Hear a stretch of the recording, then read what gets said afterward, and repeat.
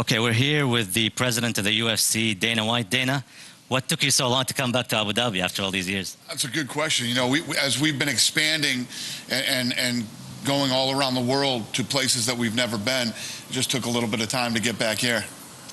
Before we get into the business side of things and the UFC, what are your thoughts on the city? You've been here in 2010, probably even before that, many times. Your thought on the city and the progress of the city, the architecture, anything that caught your mind? Yeah, this is one of those amazing places in the world that, it doesn't seem like I was gone that long ago. You come back and there's so much more, and the city continues to grow and evolve at such an incredible pace. It's impressive. And you've done some stuff with your own show, looking forward to a fight. You've been to some of the the landmarks, I guess you could say, except one. You didn't go to Sir Ben Yas with the crew. You went to the Yas Marina Circuit and Nurai Island. What do you think of those two? Incredible, yeah. No, I could see the tan on you. yeah, exactly.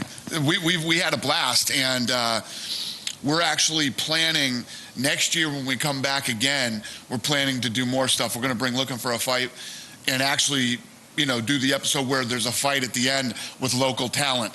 So we have a lot of big plans for Abu Dhabi and the Middle East over the next 5 years. You kind of answered some of the other questions that are coming up.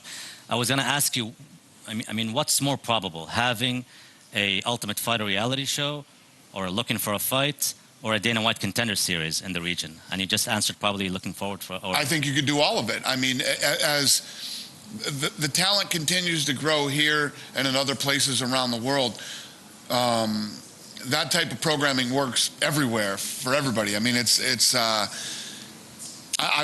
sitting here right now, I would say to you, in the next couple of years, we'll probably be doing all three of those here. And I know as matchmaker, you work with the matchmakers very closely, and you look over almost every continent in the world, but the Middle East and North Africa kind of have been on the back seat for a while. We don't see a lot of people from the region fighting in the UFC. We do see a lot of Arabs fighting, obviously, but they're mostly based in Europe and North America. When are we going to see a fighter based in the region? We're going to see one actually on Saturday, Othman Azaitar.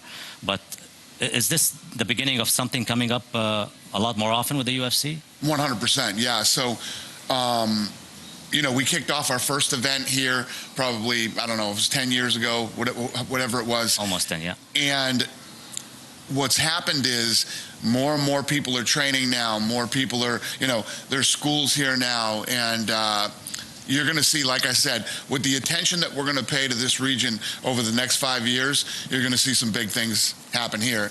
And eventually a world champion from here. You mentioned you expect 5 to 7 years to find a new champion from the region? Yeah, that's a good estimate. And did what happened in China recently with the first Chinese champion, Zhang, male or female, right? Yeah. So did that give you motivate you that this is the way to go? Well, it's the same thing that we did everywhere, every new country that we've gone in. We sent the guys over, the matchmakers. They went and looked for talent. We brought this talent back to the United States, and I think that's why you see a lot of Arabs, that are coming from Europe and places like that, because there's more people to train with, there's better places to train in, and that's all going to change in Abu Dhabi. So once that happens, you'll see some real talent coming out of here.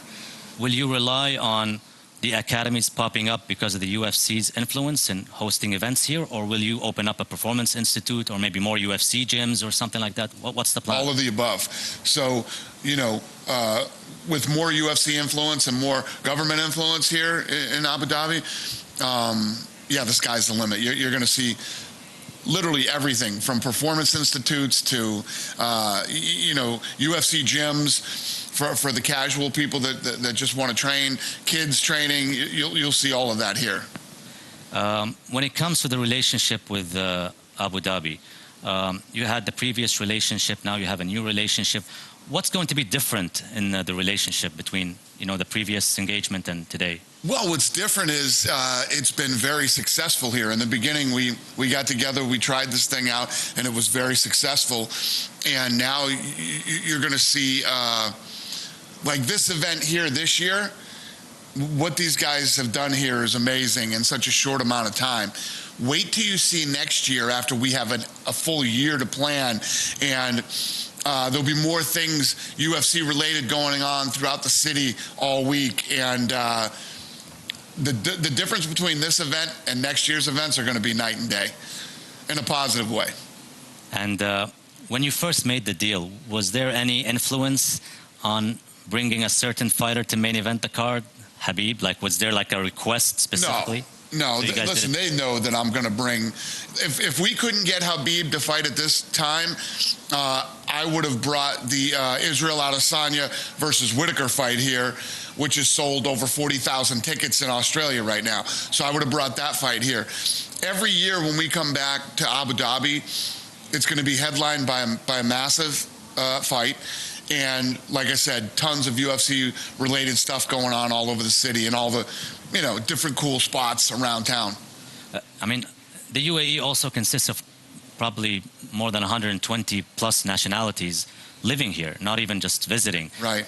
Is there going to be a focus on these nationalities as well? Since, the local population is a small population, but, the UAE is known for being a dynamic country.